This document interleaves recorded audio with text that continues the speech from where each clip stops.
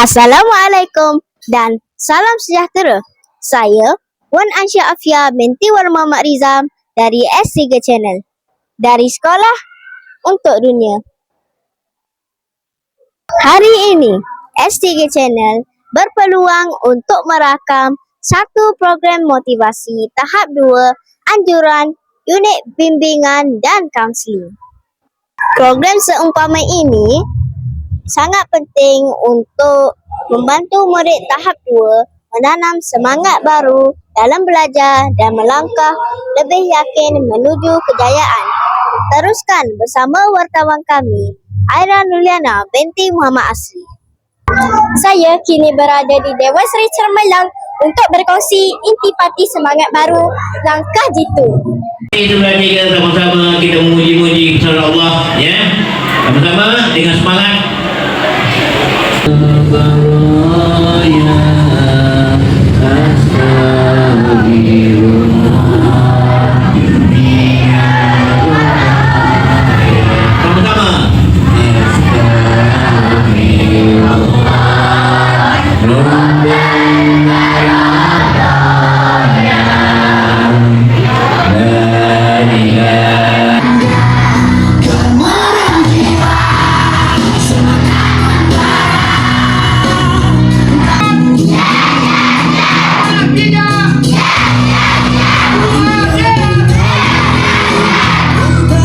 Bersama saya sekarang ialah Encik Syamsi bin Syamsuddin.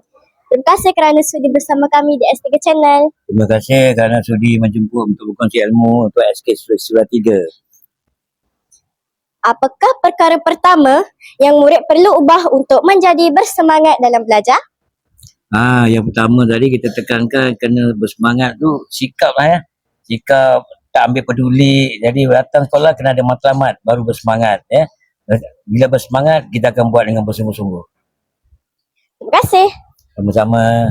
Sekarang saya bersama Cikgu Maharani binti Ibrahim, Kaunselor SK Sura 3.